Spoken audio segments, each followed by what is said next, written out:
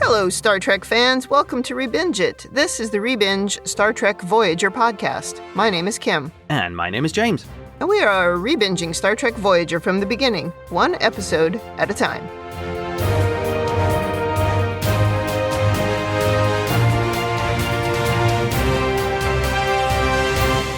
Welcome back to the podcast. Today we are on Season 3, Episode 14, Alter Ego.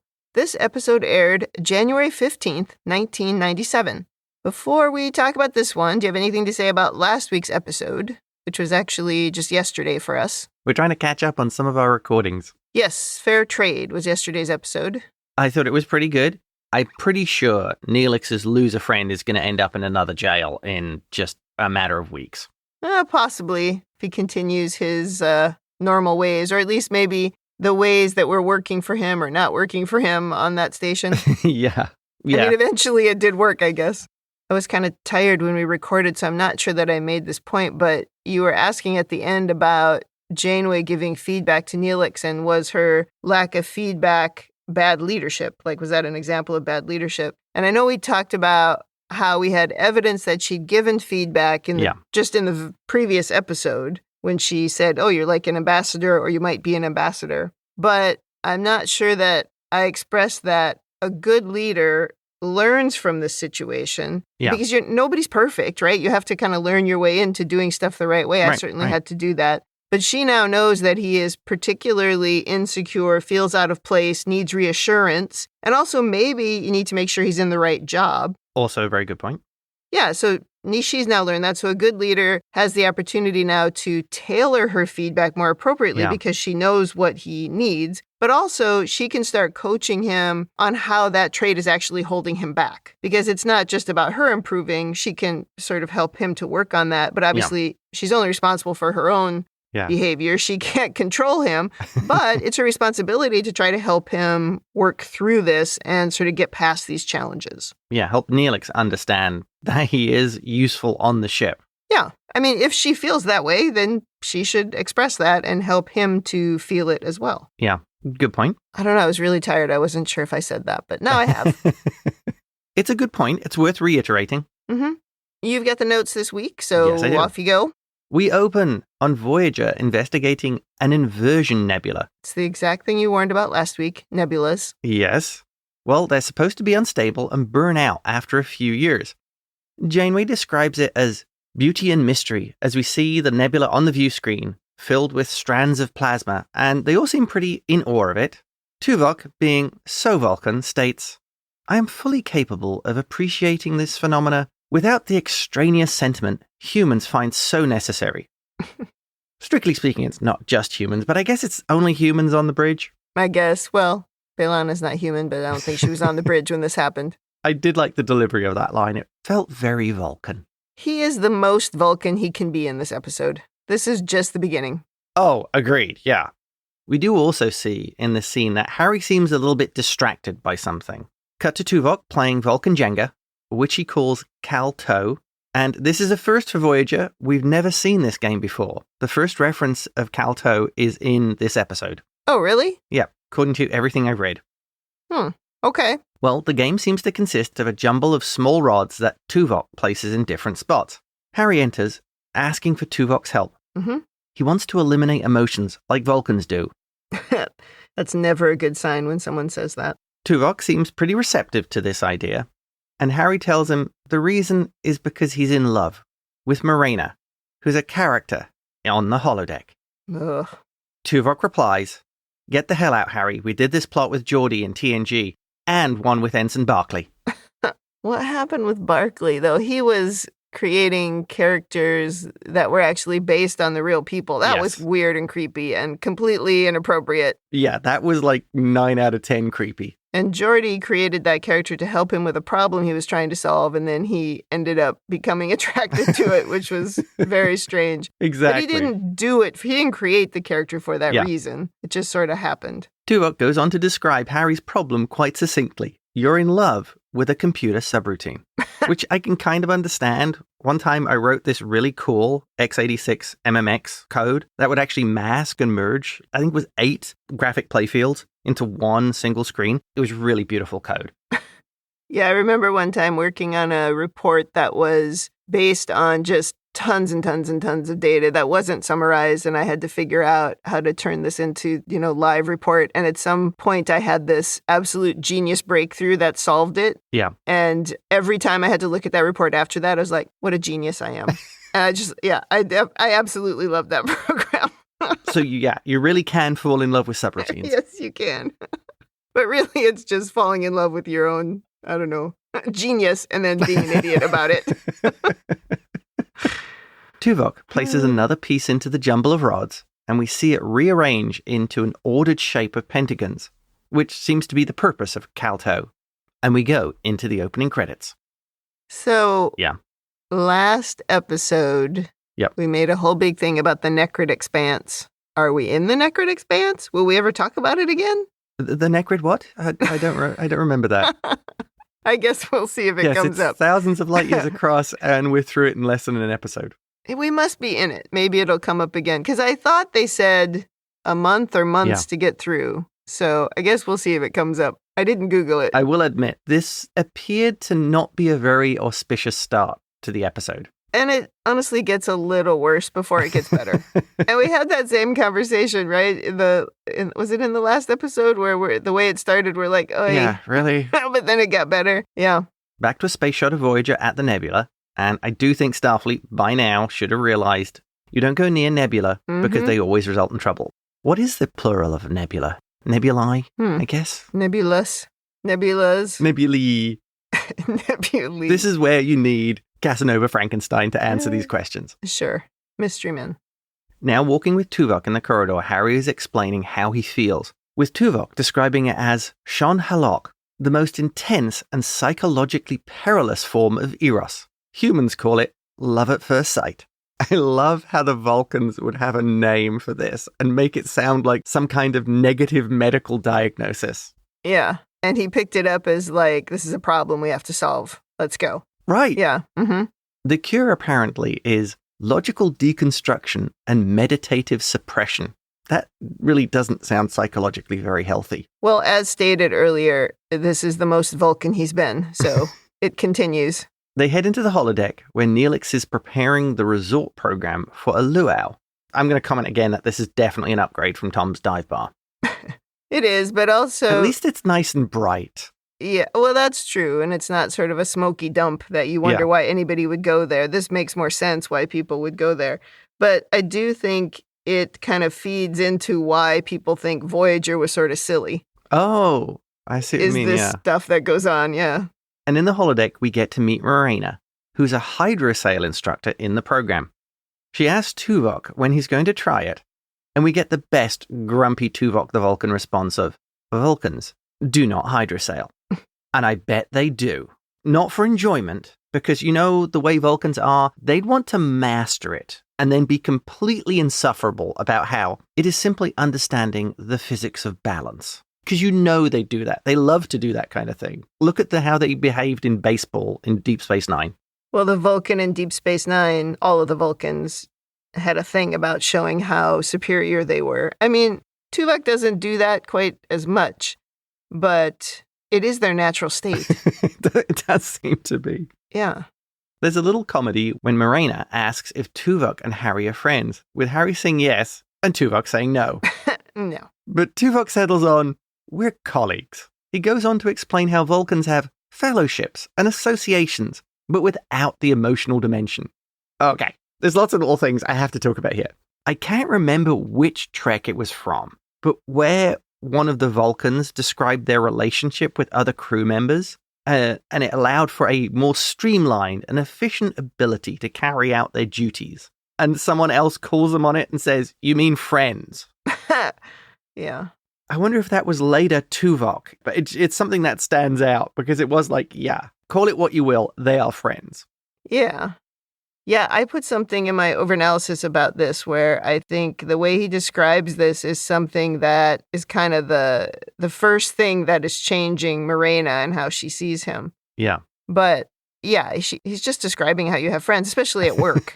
Yeah, right. I remember one time we were doing this thing at work called StrengthsFinder, which I know I've talked about before. But there's a question on this survey about, do you have a best friend at work? And I was sort of alarmed when I saw a lot of people put no, because I thought, oh, that means we're not building bonds within the team. And the leadership team that I was working with at the time, they were all like, our best friends don't work here. They couldn't understand what I was talking about. And it's like, no. It doesn't say, does your best friend work with you? It says, do you have a best friend at work? Those are two very different things. Yeah. So sometimes people don't look at it like the people you're working with are your friends, you know? So it's not just Vulcans, I guess is my point. It's like, no, we're colleagues. It's like, yeah, but sometimes you want to at least establish a bond with people. Yeah, right. So that's sort of friendship. Agreed. Harry and Tuvok are called to the bridge, and Marayna asks if they're coming to the luau. And again, Harry says yes, and Tuvok says no. They're keeping up that sort of odd couple comedy approach with these two. Yeah, there's a line just before when Neelix says, are you coming to the luau? And Harry says, I completely forgot the luau. And I wrote this down because I thought, that's one of the funniest lines I've heard in Star Trek. Why is that? I don't know, because why is there a luau? Well, Neelix is trying to lift the spirits. I know, but it's just funny. I'm going to comment on that, though. I think Neelix is genuinely curious and interested in Earth customs. Maybe not just... Well, we've seen it with Vulcans and Klingons as well. I feel Neelix would be constantly looking for fun things to do and investigating the cultural database and going, oh, this would be fun, let's do that. So there'd be this constant stream of him trying to find distractions for the crew. Yeah, like last week it was the Klingon breakfast buffet. Right. Yeah, but it's just, I don't know, it just feels so out of context to hear Harry say that. It just made me laugh. On the way to the bridge, Tuvok describes Harry's behavior and reactions to Marayna. In some wonderfully eye-rolling Vulcan rhetoric, tells Harry, to the trained Vulcan intellect, intense romantic love is nothing more than a set of stereotypical behaviors not having our discipline. Typically, humans are swept along by the process. He has so many great lines in this. I honestly laughed out loud at that. I can see Vulcans describing love exactly like this. Yes. This is how they explain it away. Yep. And there's this sort of great aloofness that Tim Russ brings to the character. Tuvok does evolve over the series. And I think this is one of the episodes where that evolution starts. And there's another one coming up in a few weeks as well. Oh, I totally agree. And it's mostly, I think, because of what happens between him and Harry, more so than anything else. Yeah, I completely agree. We talked in the first season about how Vulcans serving on a ship that had humans on it, or was mostly humans, would need to understand how to work with them and how to get the most out of them, especially if they were going to be senior officers. You have to be able to work with the humans. Right, the way he couldn't relate to the Marquis. Yeah, exactly. So, I agree. I think this is a good stepping stone for him. On the bridge, we watch as a plasma strand in the nebula is about to ignite, and I feel they're a little bit cavalier here, as what happens if the whole nebula goes up, which is a possibility, and their grand plan is for Tom to run away quickly. I feel you should be at a safe distance to start with. Well, she does back them off at the beginning, so she must feel she's far enough away. Yeah. But yeah, his plan is like, we'll just go very fast. Right. Sure you will. On the view screen, we see a ribbon burst into light and disappear, but the strand burned out and didn't cause a chain reaction. Harry has discovered some kind of dampening effect between the strands that stops the burn from expanding. Janeway describes this as a fire break in space, which is interesting because space itself is quite a good fire break. Yes, but this isn't about fire. She was just using, I don't know, is that a metaphor? I think that would be a metaphor, yeah. Janeway is very interested in this phenomena as it could mean a new way to contain a plasma reaction, and orders going in closer for short-range scans, thus violating rule number 1 of Nebula: don't go into them. Nothing good ever comes of it. Don't go into the nebula. Janeway leaves the bridge saying she'll see them all at Neelix's luau, and she's sure everyone will be attending. And Tuvok realizes that the not-so-subtle reference is aimed directly at him. I mean, she doesn't give an order. No. Yeah. It's just she delivers it in a way that means everyone. Yep. You know, like, I need a volunteer, and it's going to be you. Tim Russ also delivers what I think is the closest a Vulcan can get to a look that says, Oh, god damn it. Yeah. There's a lot of moments in this episode kind of leading up to the luau and then during the luau where the rest of the crew is kind of laughing at him and the way he reacts and how, oh, this was directed at him and whatever. It's like, that's not good teamwork. At the same time, I can see that they're probably all just sick of hearing him, on his podcast complaining about all their emotions. And so it's like, haha, you got to go to the luau. Tom Paris laughed when he was at the helm today. This is inappropriate. Yes. We now go to Tom meeting B'Elanna on the way to the luau, and Tom is surprised to hear Harry won't be joining them. So he goes off to investigate. Tom here is also very proud of his shirt, which to me just looks like a Hawaiian shirt. Any Hawaiian shirt. I'm kind of with B'Elanna with her not very impressed reaction to it. Yeah. The trouble with the Hawaiian shirts is that people generally wear them too big, and so they just look sloppy. Yeah. So while the color is cool and interesting, but like the shirt on him is too big. It doesn't even fit on his shoulders, and it's just like, he just looks like a slob. Whereas B'Elanna looked amazing. Oh, yes. Though, did you notice, I don't think this is maybe a high def thing, but the color of her skin, because now you can see her shoulders in this scene, does not match her facial prosthetics.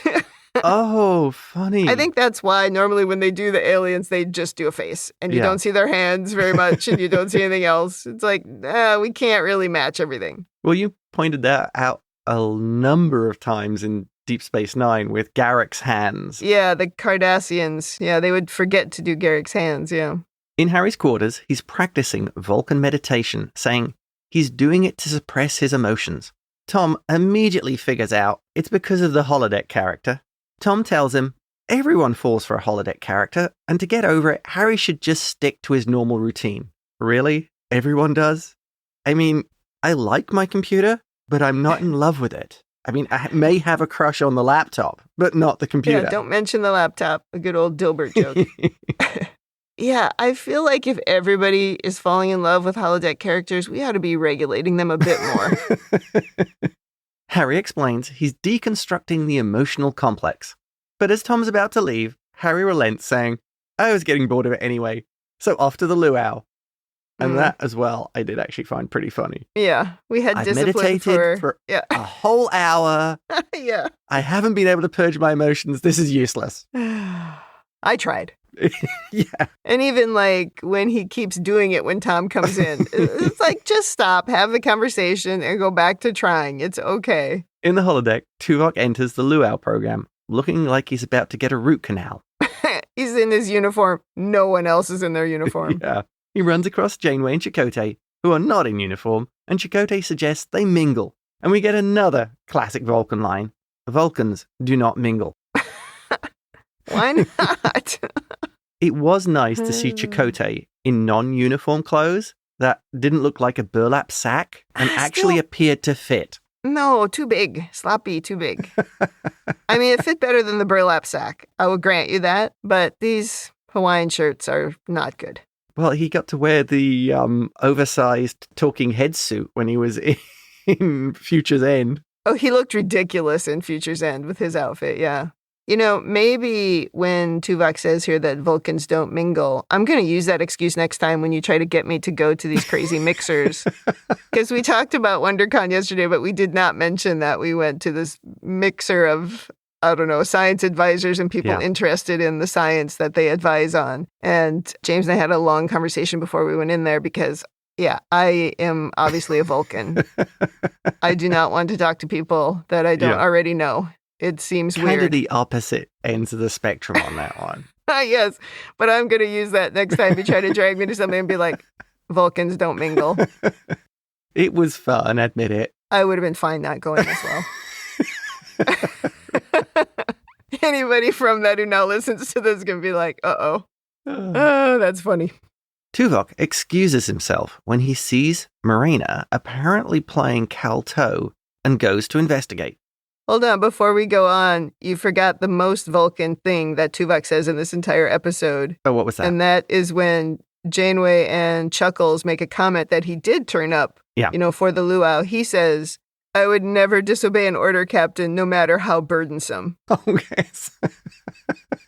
Come on, that's the most Vulcan thing he says. It's up there. It's up there. Basically, he's telling her, you're an idiot. I can't believe you made me come here. I only did it because I had to. It is funny. That's very Vulcan. Well, Tuvok excuses himself. Indeed, she is playing the game, and he describes the game as not finding balance, but finding the seeds of order in the midst of profound chaos. I like that. That's a great description. It's like life. It's a game of life. Oh, that's what it is. It's not like Vulcan chess. It's Vulcan life. It's Vulcan life. Mm-hmm. Marayna tells him she thought he might enjoy having an opponent, and Tuvok replies, that is very perceptive. And I would say, very worryingly, she replies, yes, I am extremely so. So, Is this a stalker program? Well, I think there are a number of clues that Tuvok gets in the scene that this is not a normal holodeck character. Right. And he doesn't do anything about it. Yeah. I mean, that's one of them, but she also kind of psychoanalyzes him. She points out he's not wearing a garland, and Tuvok makes an excuse. She says she doesn't believe him, because he's trying to isolate himself and make a public protest at the same time. He doesn't want to be there in the first place, and the lack of a lay allows him to symbolically maintain his solitude. I think the fact he's also the only one in uniform should pretty much stand out that he's protesting what he's doing. Yeah, the uniform is a definite standout. Yeah. Like, I am uncomfortable here. So, yeah, this program is already worrying me because, like you said, it's doing psychoanalysis on him. Yeah. And he notices that that's not normal. Yeah. This seems to really intrigue Tuvok, describing her logic as impeccable. And he sits down at her table. Off to B'Elanna and Vorik. This is the Vulcan who mysteriously appeared from last week. Dick Enberg and Jerry Taylor's son. Still blows my mind. Vorik has reserved a table with a lake view for he and B'Elanna, which seems to take her somewhat by surprise. And at the close of this scene, Tom is looking very confused, like, okay, what was that? Yeah, because they walk off to sit at this table. And I do like that Vorik also has a Hawaiian shirt on, but he has it buttoned all the way up. This is serious. This is how Vulcans are serious. We button our shirt all the way up. This is how I must participate in this activity. A little chest cleavage is illogical. Harry now sees that Tuvok is talking to the Hollow Woman and just seems to be kind of upset about this and leaves. So Tom is losing all his friends this evening. Yeah, and Tom just lets him go. I don't know. I think maybe Tom could try having a conversation with Harry about it. Yeah. Like a friend, but that's not what this episode's about. But still. Yeah, I would expect Tom would have something to say to Harry about that. Yeah. Cut back to Marayna and Tuvok. They're still talking about feelings and imagination, and we get more classic Vulcan ego as he says, I have a highly developed imagination, as do all of my race. Yes, we get it, Vulcans. You're better at everything than everyone else. Yeah. And you'll be sure to point that out to us. Tuvok tells Marayna he can see why Harry finds her compelling. She puts her hand on his shoulder, and Tuvok tells her he must leave. But describing her as unique, she asks him to come back tomorrow, and he says, perhaps, and walks out and shuts down the program. And so you notice he's the last person in the luau program. Everyone else has left. Yeah, and he does, first of all, he says she's unique, and then when he leaves, he stops, turns around, and looks back at the door because it was unusual. Yeah. And again, doesn't do anything. We're near a nebula. Weird stuff happens. I think it's really bad that he doesn't mention that there's something wrong with this character. Really thinking about that. Investigate. What is the deal with the program? Yeah. Check the code. Do some code reviews. Come on. Off to Janeway recording a log, and they've discovered an unusual dampening field, which keeps the unstable nebula from going up in flames. She asks Harry a question, but he's completely distracted. Again. He has collected all the data they need, and Janeway orders Tom to resume course, but the helm's not responding. In engineering, B'Elanna's found propulsion is fine, so it's clearly a computer pathway problem. But Harry hasn't been listening to a word she said and just repeats exactly what B'Elanna said. B'Elanna tells him to forget about her. As she's figured out the problem is the Hollow character, Harry's a little despondent that basically everybody can read him like a book. She tells Harry, take a break. But instead of going to his quarters, he heads off to the holodeck, where he finds the resort program already running and Tuvok playing Calto with Marayna. Okay, I have some complaints. Really? Harry is not a child. He has a job. why can he not do his job? Janeway ordered him to engineering to help B'Elanna, and he went there and, like, complained, and then was like, oh, I'm just going to go back to my quarters. But he doesn't go back to his quarters. He goes to the freaking holodeck. He needs to be fired. You wonder why Harry didn't get promoted? Oh, poor Harry. He's like a child. Do your job. I would understand it if this was an alien that had some kind of power over him, but that's not what's happened. She's actually just a real person. Yeah. And so maybe that's registering with him or whatever, but I just don't think there's any reason for him to be this childish. Yeah, I would agree that is part of the overall problem of Harry seems to be behaving like a lovesick teenager who's never been in a relationship before. Yeah, and he is an adult with a long-term girlfriend. Right. Yeah. I feel this is where they would have used Wesley in another situation. That would have made more sense. He was a child. Right. Yeah. And unfortunately, you don't have a Wesley in here, so you have to pick Harry. I would step out on a limb and say, I think this would be an episode where you could bring in a guest star to play a character on the ship rather than use Harry. Yeah, maybe. I think they just... It's not uncommon in a television show when you don't have time to really develop something, and so you just say that it's a thing. Yeah. And then people need to believe that it's a thing. But we never actually really see any connection between Harry and this holodeck character, Marayna. We don't see it. She taught him to hydrosail. That's a significant bond. Well, but that's my point, is they just tell us stuff. Yeah. I mean, there's the one thing where she's like, oh, look, I hurt my leg, and he touches her leg. But there's really nothing else. We have no indication that there's really a connection between them at all. And I don't think it works. But they did it because they needed it for the story. Yeah. They needed, well, I would argue they maybe didn't need it, but that was the story they chose to tell. And then in the end, like we talked about at the beginning, this is a good stepping stone for Tuvok's development. But yeah, I don't know. I think you can't do your job. That's one thing to go back to your quarters because you're just not feeling yourself. It's another thing to go to the holodeck. Right. That's almost like the Barclay episode. Well, Harry, seeing the two of them together, immediately gets jealous. And this is like old Neelix kind of level stuff. Yeah. And Tuvok describes the situation as, I am playing Cal-To with a non-sentient computer subroutine, which is a rather accurate summary of the situation. Mm-hmm. Harry remains quite upset with Tuvok, who deletes the Marayna subroutine. This doesn't help, and Harry says he should never have come to Tuvok in the first place. He should have worked it out for himself.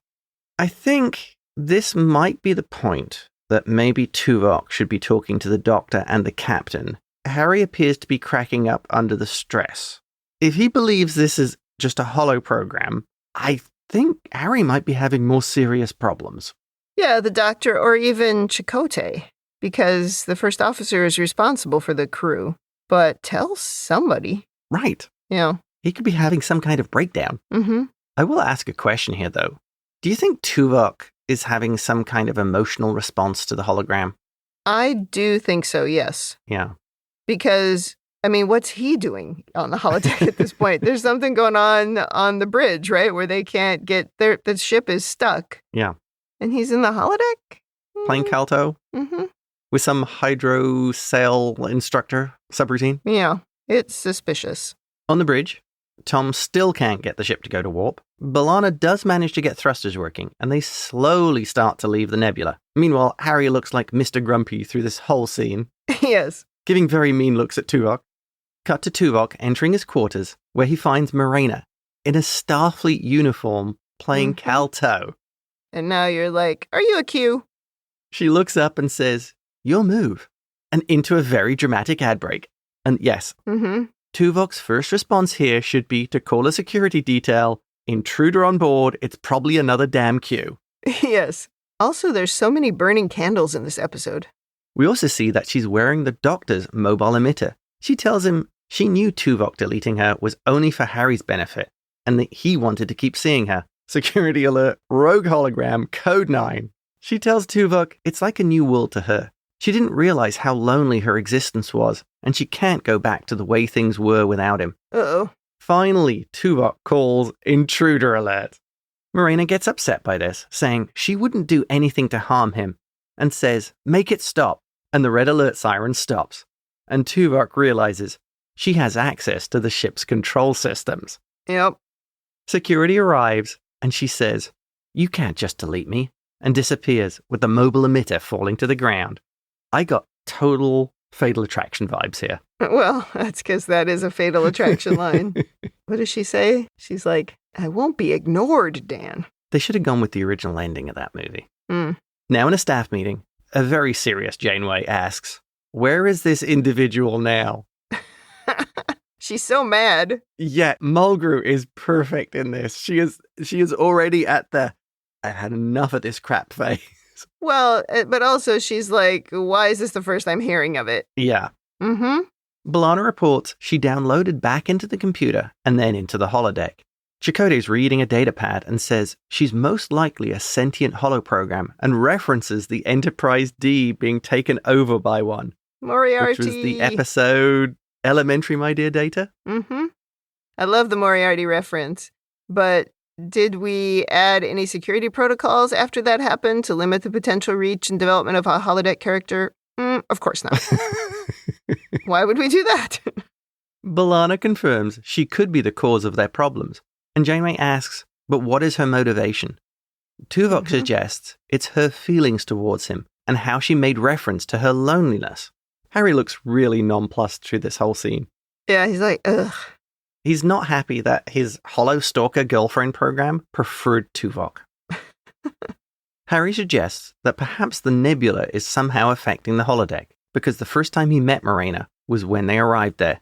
B'Elanna confirms it is possible, and Janeway goes into full, I'm done with this nonsense mode, ordering Tuvok, Paris, and Torres down to the holodeck, telling them, I want this situation resolved, one way or another. Let me know if I can bring the big gun down and shoot things. I'm surprised she didn't just go get her big gun. I'll take care of it. Down on the holodeck, they're locked out, but the door still opens, and they enter phasers drawn. And this scene is a little funny as they enter the luau program with like the gentle music playing, but with their phasers drawn. Yeah. Tom jokes, you really know how to pick 'em, Tuvok. Strictly speaking, it was Harry, but you know. Yeah, it was. At a panel, B'Elanna's got access to the holodeck computer, and she finds there's a subspace signal coming from outside Voyager. Mm-hmm. It's some kind of uplink. And I'm thinking, a subspace shunt? Back to the Deep Space Nine. That was always popular on Deep Space Nine.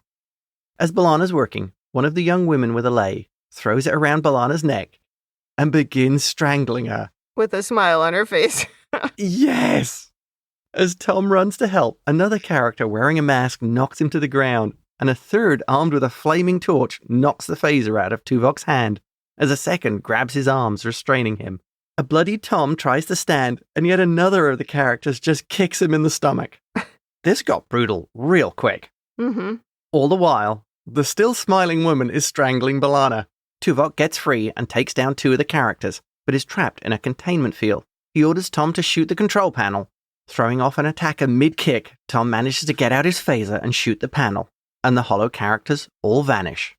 When he shot the panel, why didn't the whole program end? Yeah, the whole program should have ended. That went dark really fast there. The scene is both ridiculous and great. Yeah, I would agree with that. It's a great Star Trek fight scene. Yeah. The smiling person trying to strangle B'Elanna and the dudes with the tiki torches trying to beat up Tom and Tuvok. So it's got like a sort of silliness as part of it, but it also seems kind of brutal because, yeah, Tom ends up quite bloodied and B'Elanna is being choked for several seconds. Being strangled, yeah. We also sort of forget that if we look back a couple episodes to Future's End Part 2, when the hologram who was the doctor kept getting punched, it had no effect on him. So why would it have any effect on these characters? They should be stronger and able to withstand this a little bit better than they did. It's in the program. Yeah, but she's clearly altered the program. They flee the holodeck as Voyager is rocked and we hear the sound of explosions. Outside, we see plasma ribbons exploding around Voyager. On the bridge, B'Elanna tells Janeway, Marayna isn't on Voyager. She found an uplink. She's on a hidden ship or a space station. As Voyager is continuously rocked by explosions, Marayna comes on comms, telling Tuvok to come back with me. I'm waiting for you. Janeway asks if she's causing the plasma fires, and Marayna replies, you're giving me no other choice but to force the issue. Janeway asks what she wants, and Marayna tells her, Tuvok, ordering, let him come to the holodeck alone, or I'll destroy your ship. And Harry's like, you can have him. Cut to Tuvok entering the holodeck, and Marayna is waiting for him, saying, "This is our world here. We can do whatever we want." And there's a great line from Tuvok. He says, "You lured me here by threatening to destroy the ship. Any attempt to generate intimacy between us will not be successful." Oh, Tuvok. On the bridge, B'Elanna's found the source of the uplink signal, and Janeway orders Harry, "Prepare for transport." Back to the holodeck. Marayna tells Tuvok, "We have a connection that goes beyond duty and loyalty. I know you want to be with me, Tuvok." Tuvok tells her she must leave Voyager and allow them to continue, but she refuses, telling him, "There's nothing Janeway can do. You're staying here with me." Tuvok taps his comm badge and says, "Energize." And Harry reports, transporting to the source of the uplink. So her plan is they're going to live in the holodeck forever? Yes, but I don't think she's really thought the plan out that No, much. I don't think so either, because what's going to happen to the ship and everybody else? Tuvok materializes in a darkened room. On Voyager, there's another plasma ribbon explosion, and the shields are down. Tuvok explores and enters what appears to be a control room with a green lizard-like alien sitting at a control panel. She tells him, "Your ship is helpless. If I ignite one more strand, the hull will fail." She tells him it's her nebula, and she started the ignition sequence of another strand, and only she can stop it. We learn she's alone on the space station, that this is her work. She keeps the plasma fires from chain reacting, so others from her homeworld may enjoy its beauty. She watches the ships pass by, and they don't even know she's there. Tuvok states, "You are lonely." She tells him that's her choice. She prefers to be there alone. But she taps into the computers of passing vessels, examines all the little details of their lives. But she never expected to find something as diverting as the holodeck, never expected to find Tuvok, describing him as like nothing else she ever encountered, and she can't be without him. She's kind of like a park ranger.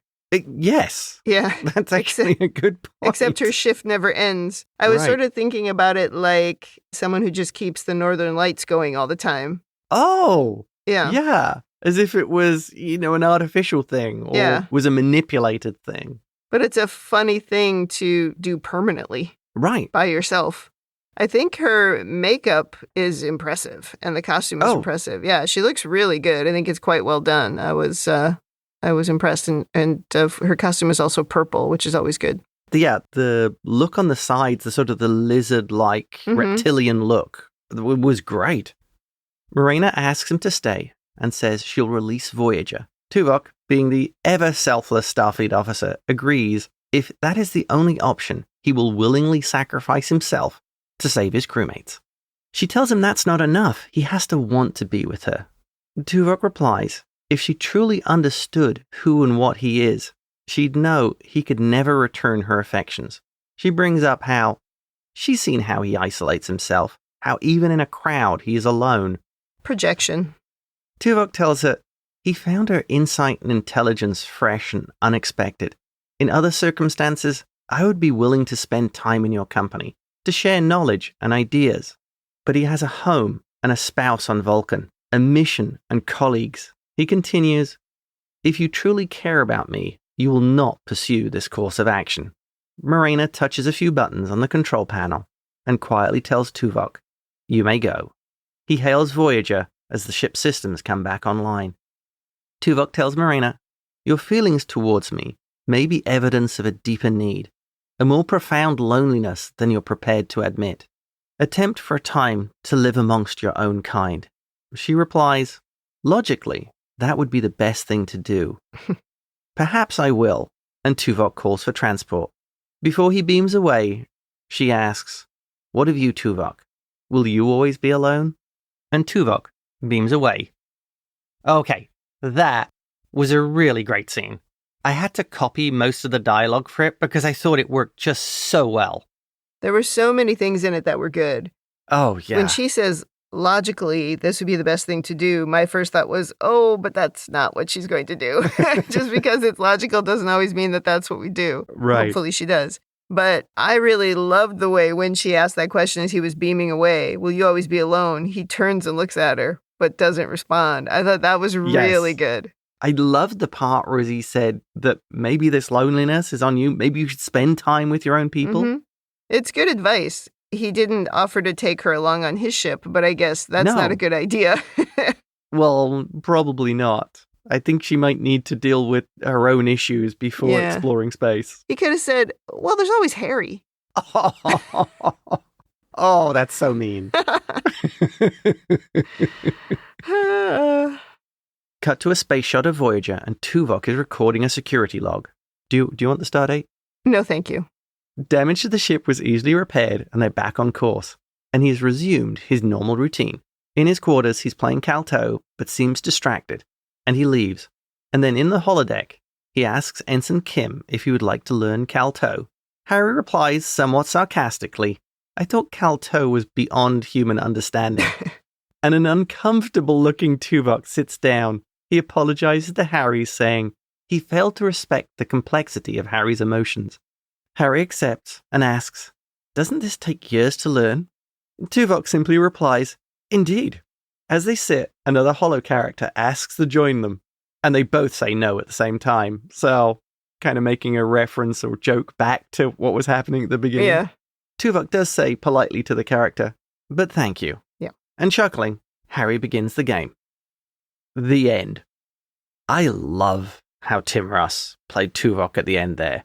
All that Vulcan arrogance and aloofness was like gone. He seemed almost deflated in comparison to how he was earlier. He felt so earnest. I did feel like this was a change because it felt like he was reaching out to a friend, not a colleague, a friend, to say, I really screwed up, man. I'm sorry. Yeah, this is a very good apology just as a person, but also as a leader in this position.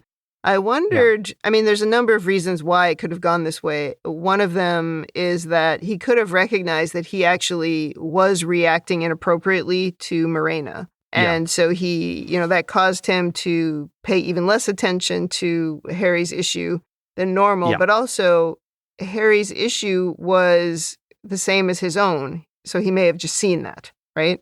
Right. That, oh, crap, now I see I have something in common with this human. On top of that, this was actually a real person. So it wasn't just a program. Right. It was an individual. So I'm thinking, like you say there, maybe he was able to relate to this, say, Vulcans have emotions, they just suppress them. Mm-hmm.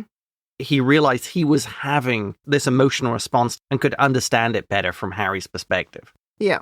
Okay, do you have overanalysis? Yes. I think my first one is, and this goes back to something we touched a minute ago. Is Harry behaving this way because of emotional fatigue and stress of this ongoing mission? Well, anything's possible. I think in reality, that's what would happen. There would be a number of people breaking by now, but we're episodic TV and we're trying to imply that that's not happening. But yeah, I think so. I guess I was thinking it probably wasn't that deep. It was probably more like he was having sort of unrealistic for him or unusual responses to a holodeck character that he'd not had before. So that was making him think there was something wrong with him. But realistically, he was having those reactions to a real person. So it wasn't really that strange in the end, apart from the fact that either way, it shouldn't make him shirk his duty as much as it did. They so need a counselor on that ship, like really urgently. Yeah. We talked to someone at that mixer about that. Once again, Nebula, number one source of all troubles. For sure. There's always something going on with a nebula. Mm-hmm. Next thing. Is Tuvok really alone on the ship? Sort of what does that mean to a Vulcan? Because he's on a ship full of emotional beings, and he truly is one of those purge all your emotion types of Vulcans. So he's feeling isolated. Well, this is how he would be on any ship. Yeah. But there have been a couple of things that have happened that have broken him, right? Like that thing that happened where he lost his ability to suppress emotions. Oh, yes. Yeah. I forget which episode that was. Yep. Oh, it was the one with Suter. And he told Kes at the end of Warlord, when she was possessed by this other character and other thoughts were in her head and her body was used to do things she wouldn't have done if she'd had a choice. Yeah. She told her, you're different from here and you have to adapt to it. And I would say that when that thing happened to him with Suter, he was different from there and he also had to adapt. Yeah. And there's been a few other things, like he had the thing where he was going back, in his memories to try to figure out where this memory that hadn't really happened was coming from. Right. Plus the episode Innocence with the children who were really old people. I think that seemed to really affect him. Certainly the way Tim Russ played Tuvok, it seemed to have an impact on him. Right. So he's had a number of things that have really shaken him. So it's entirely possible that he is really evolving from those things. And if he doesn't adapt and reach out to other people in the crew, and there's nobody, he doesn't have any friends at all, I think he's going to suffer. So I think in that scenario, he's alone if he's not actually spending time with anyone else or reaching out to anyone else. Now, he is spending a lot of time with Kes, so he does have a friend, even though he doesn't want to call her that. I think he says, oh, no, she's like my pupil. That's a fellowship. Yeah, but now we've also seen that there's another Vulcan on the ship, which we didn't know about until last week. Yeah, the guy's been hiding from Tuvok the entire time. He could be hanging out with that guy if he wants another person who doesn't have any emotions. Yeah. So, yeah, I mean, it's a good question. Is it sort of breaking him? As just a storyteller, I would say, I hope so, because that's more interesting. Right. I feel there's an important thing here, which is Voyager's been a crew for 2.5 seasons now and becoming classic found family. But the character of Tuvok is still sticking on the outside. Like his description of his relationship with Harry. We are colleagues. I think this is the start of Tuvok actually becoming that family. I think perhaps because of Marayna, he saw something in her of what he was becoming by his own choices of actions. Oh. And that's not really healthy. That's the message. Yeah, that's the message they were trying to give us. Yeah, I think you're onto something. Leading on from that, throwing this just out there, is this story about faithfulness, about commitments to your loved ones? Because in the story, he says he would like to spend time with her and share ideals and things, but he has a home and a family and duty. So he's like listing all the things that are sort of the bedrocks of his life. His faithfulness to his wife, to his crew, to his captain. But I'm sure his wife wouldn't want him to be miserable. Although that's not a Vulcan thing.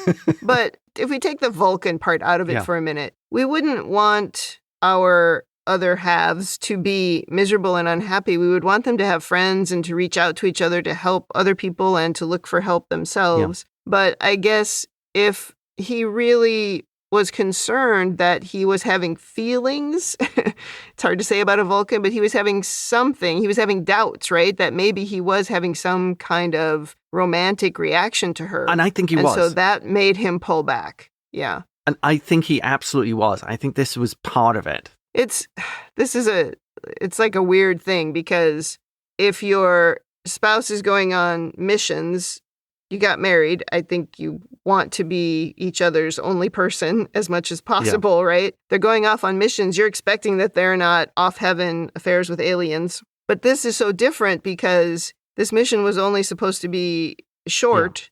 And it could be anywhere from, 70 a couple years, of years at this point to 70 years. So what do? Do you just accept that? I guess you have to make that decision. Yeah.